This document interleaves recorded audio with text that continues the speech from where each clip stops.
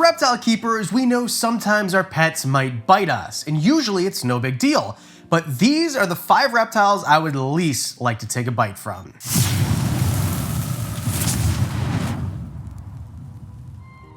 To be clear, almost all reptiles that you keep, if they bite you, it's kind of no big deal. If this animal has literally bitten me on camera, I don't know how many times, because it thinks my earplug here is a food item. But all reptiles are not trying to hurt you at all. If you get bit, it is always your fault as the keeper. So we're going to talk about how these 5 reptiles shouldn't bite you and how you can prevent that. And also, of all these animals, I would much rather get bitten by than a big dog, for example. So we're not fear-mongering here. Don't be afraid of these animals. We're just talking about the science of their bites. And this is the non-venomous snake addiction. So all of these animals can't kill you by just biting you. Number 5, crocodile monitors. This is the coolest lizard that nobody freaking talks about. Everybody knows about Komodo dragons because Komodo dragons are kind of like the coolest freaking thing, right?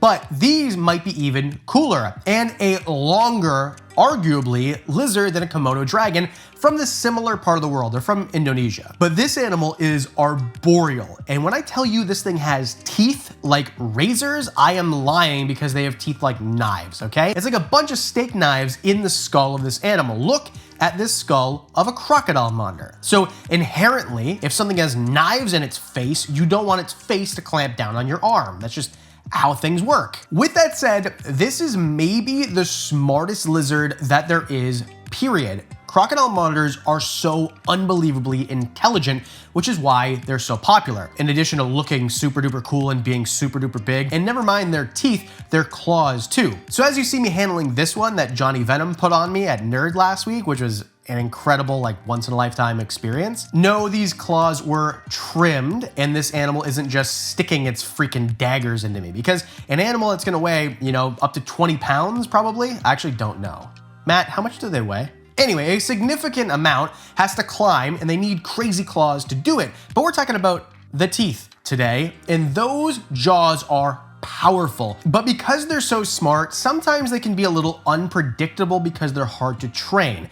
So if you get a guy like Kevin at Nerd, who is a monitor genius, or a guy like Tom Crutchfield, again, monitor genius, those animals that they have, I would go handle. But if I just went into someone's random collection that I didn't know and I didn't know how they were with animals or how smart they were at training these animals, I probably wouldn't handle a crocodile monitor because they're so much harder to train, especially wild caught, which most of them are, because they're so expensive. For example, I had a list from Indonesia and they were about $9,000 for a captive bred animal and less than half the price for a wild caught animal. Captive animals are generally easier to train than wild caughts. Anyway, the point is, if they bite you, it's probably going to be stitches. In fact, a buddy of mine got bit by one very recently, went to the hospital, got stitches, and it was something as simple as he shaved his beard and was wearing a hat, and the monitor didn't recognize him anymore, so he took him as a threat and bit him. When I say smart, I mean super duper smart, but maybe the coolest monitor on the planet.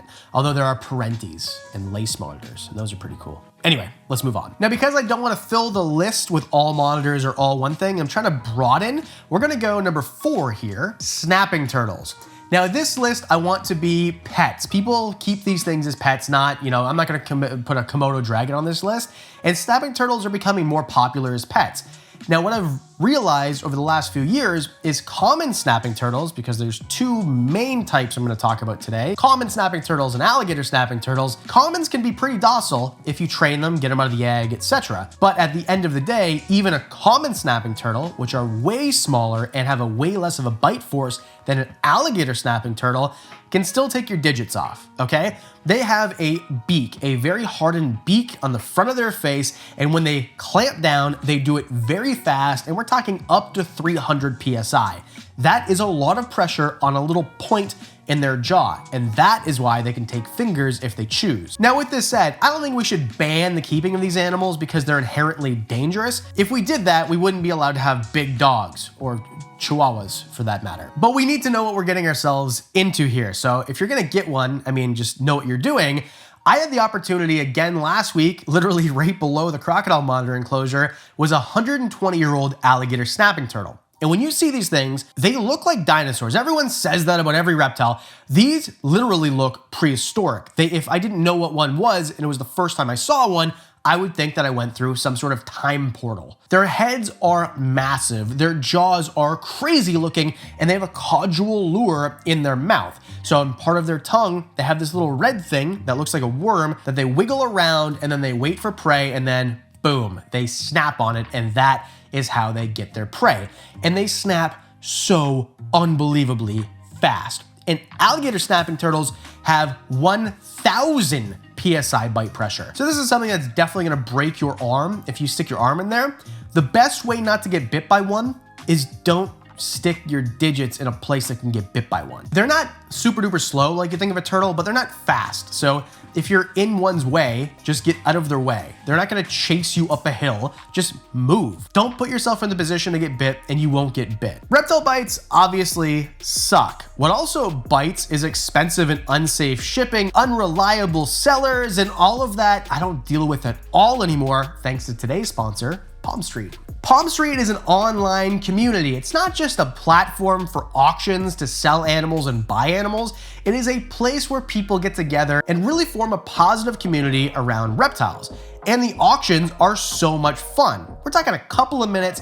You find out what animal is up for auction. You can type in real time, asking questions to the seller. Hey, show me the head, show me the tail, who are the parents? Whatever animal you want, Adam, I will pull it out. All of that, and you get a direct response immediately. Unlike other platforms where you have to email and wait for days to get a response, you get a response in seconds. And after a few minutes, if you bid and win, you go ahead and get your animal with safe and secure shipping right to your door. Plus longer auctions for more expensive or more rare animals. And if you're looking to start your journey selling reptiles on the internet, I've got a special link for Palm Street just for you. And if you're looking to buy a new member for your scaly family, I've got a link just below for you too. So hit the link below and see what I'm doing on my favorite app, Palm Street. Introducing our first snake on the list, number 3. This is 3. This is an emerald tree boa. Emerald tree boas come in 2 main species. The northern emerald tree boas, which are smaller and generally a little less friendly, and the basins. The Amazon basin emerald tree boas are bigger, in my opinion, better looking because they have much more white on their dorsal and generally less cantankerous. But with that said, these are arboreal snakes, and in general, as a rule, with lots of exceptions, I'm sure, these are not the friendliest snakes. But keep in mind, just because you see an emerald tree boa on TikTok that's really nice to its owner, doesn't mean that everyone's gonna be like this. And these animals are fast and very responsive. The reason that we keep them is because they're beautiful. I have 3 of them. I have one in that big giant enclosure over there, which is an animal that I've very closely almost been bitten by, which was completely my fault. And I've got another pair from Suriname in a different enclosure that we're making a big giant enclosure for. Now keep in mind, people like to say fangs. These are not fangs. They don't inject venom. This is a constrictor species, so if you get bit by one, it's gonna suck. Even so, you probably won't go to the hospital. Maybe you need stitches depending on where it bites you and how deep it goes. So although the bites suck, they don't suck nearly as much as number 2 on the list. In order not to get bit by them, I mean, treat them like what they are, which is a display animal most of the time. Again, I know there are people out there who have handling emerald tree boas. That's awesome, all the power to you, super cool, but this is really not common. That big enclosure behind me is 1,500 gallons, and I have to make a mental note to know where the snake is before I open the enclosure, because their heat pits are very sensitive, and as soon as they think they see a rat or something warm-bodied, they strike at it, which is me opening the glass. Number 2, reticulated pythons. The last snake on the list, and the one I would least like to get bit by of all the non-venomous snakes. Keep in mind, I've talked a lot about retics and people think I hate retics. I don't. I love reticulated pythons. They're smart. I appreciate them for what they are. I just personally don't like to keep them, and one of the reasons is their food drive is insane. Now keep in mind, I am not a snake expert. There are so many people out there on the internet, or people who don't have channels that you don't know who they are, who are so much better at reading snakes than me. People have more of a tolerance to this type of behavior than I do. The reason I like Burmese pythons so much better is because they're just slower and more chill and just more predictable in my experience. But with that said, there's guys out there, my good friend Garrett Hartle at Reach Out Reptiles, that's his jam, man. All he cares about, well, house snakes now, but mostly reticulated pythons. And they're so smart, and arboreal giant, the longest species of snake in the world, arguably, from Southeast Asia. I've seen them in the wild, I've seen them in captivity, I get it.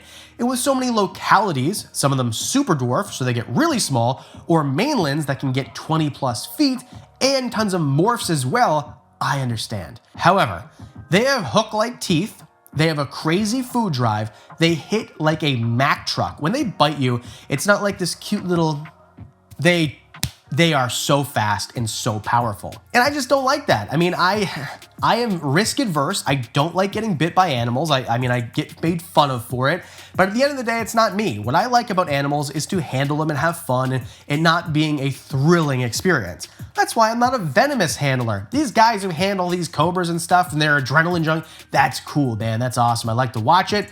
That's not my personality. And with reticulated pythons, usually if they bite you as a defense bite, which is rare, who cares? I mean, it's gonna suck, but they're not gonna, rip your flesh or anything. It's just gonna be like a bite and release and then wash it and whatever. But if they bite you as a food bite, I mean, this is gonna be your fault again. This can be pretty gnarly and you might need stitches. Now, not all the time, of course, and sometimes their teeth will break off in your skin, and really you wanna go with the bite where your instinct is to pull away. Then you're basically pulling fish hooks against something that is way stronger than you. So for those reasons, the fact that I am not experienced enough, I don't choose reticulated pythons. I had 5 of them, I rehomed them all, they just weren't for me. However, I would love for you to tell me in the comment section why I'm wrong and I should get reticulated pythons again, because I get it. So not to get bit by one, basically know how to read snakes really well, make sure they know that it's not food time, and always have help for full-grown mainland reticulated python. I mean, trying to handle a 20-foot python by yourself, trust me, from experience, I can tell you it's basically impossible. And number 1, Gila monsters and beaded lizards. Oh, Adam, you said no venomous. I said no venomous snakes. Play it back. This is the non-venomous snake edition. And the reason I'm including them here is because, I mean, now we know a lot more about venom in reptiles and venom in lizards, and there's more. But this, for a long time, was thought to be the only 2 species of venomous lizard. They're the only significant venom in lizards. And by that, I mean it's gonna ruin your day. Although I don't know if there's ever been a confirmed casualty of a healthy adult because of a bite. But these guys have very strong bite force, up to 300 or 400 PSI, so as much as a common snapping turtle. I mean, their jaws are more rounded and they have teeth instead of a beak, so maybe not as dramatic, but when they bite, they hold on. And they deliver venom very similarly to rear fang venomous snakes, where they chew it in rather than inject it in, like a cobra or a viper or something like that. With that said, a lot of the time they're pretty docile and chill animals, and most people I know who have them handle them like a bearded dragon. Of course, more caution, but they're not gonna be, flippant with it, but at the same time, they're not handling with a hook.